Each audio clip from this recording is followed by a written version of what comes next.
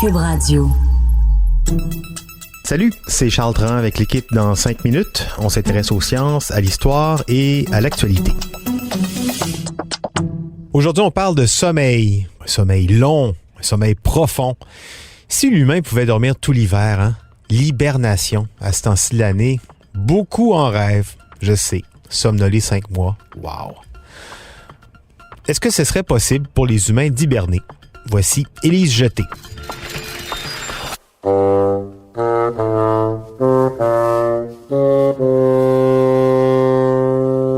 L'hiver arrive, le soleil est moins présent, il fait froid et soudainement, notre lit devient plus attrayant que tout ce qui existe. La phrase « Hi, que je serais resté couché à matin » est la norme chez tout le monde, chaque jour. On rêve d'hiberner, s'endormir quelques jours après l'Halloween, peu importe sa date, et se réveiller bien reposé à Pâques, juste à temps pour la chasse au coco. On n'aurait même pas besoin de mettre nos pneus d'hiver. Quand un ours est en hibernation, il va pas aux toilettes pendant de longs mois et sa fréquence cardiaque descend. La quantité d'azote dans son sang augmente beaucoup et l'animal devient résistant à l'insuline.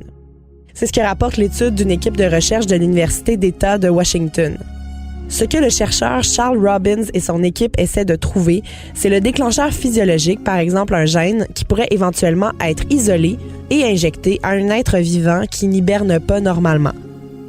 Il prélève et étudie 3 fois par an des échantillons de foie, de graisse et de muscles de 6 grizzlies en captivité. Le rêve du professeur Heiko Jensen, l'auteur principal de l'étude sur l'hibernation, c'est de pouvoir un jour manipuler les cellules humaines pour qu'on puisse hiberner. Au bout du compte, il voudrait nous faire hiberner assez longtemps pour qu'on puisse faire des voyages dans l'espace extrêmement longs sans que notre santé en paie le prix. Oui, on est dans un film de science-fiction.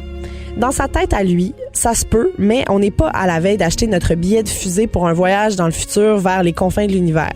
Un aller-retour vers Mars se fait en un peu moins de 3 ans. L'hibernation permettrait d'économiser de la nourriture, de l'air et de l'eau, des médicaments. Ça rendrait l'affaire vraiment plus plausible. En fait, les résultats actuels montrent que la seule affaire qui change durant l'hibernation, ce sont les tissus adipeux des animaux.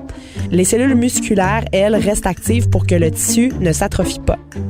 Et si on voulait isoler un gène, ça serait pas de la petite bière parce que la graisse de l'ours ne contient non pas un seul type de gène qui permet l'hibernation, mais un nombre énorme de gènes différents qui modifient leur état d'activité au cours de l'année. Il arrive aussi que des cas miraculeux commencent à nous faire espérer une possible transposition de la technique des ours sur les humains.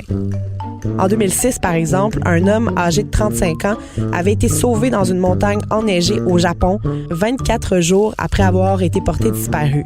Il semblait avoir survécu en entrant dans un état d'animation presque suspendu. Ses organes s'étaient éteints, sa température corporelle avait chuté à 71 degrés Fahrenheit et son métabolisme avait ralenti jusqu'à pratiquement s'éteindre. Par la suite, l'homme s'est complètement rétabli. Hibernait-il? Peut-être. La grande sieste de l'hiver n'est pas réservée qu'aux ours. Matt Andrews de l'Université du Nebraska a réussi à mettre au point un traitement contre le choc hémorragique en étudiant la biologie des écureuils terrestres en hibernation. La mélatonine, souvent nommée l'hormone du sommeil, est l'hormone centrale qui régule notre journée de 24 heures. Plusieurs en prennent sous forme de suppléments pour avoir un sommeil plus réparateur. Les écureuils, eux, l'utilisent pour protéger leurs cellules pendant l'hibernation. Les chercheurs ont donc mis au point un beau cocktail de mélatonine et de cétone qu'on peut considérer comme un carburant alternatif pour le cerveau. Ce cocktail pourrait être injecté à une personne en état de choc hémorragique pour diminuer les dommages sur les tissus au moment du retour de l'irrigation sanguine.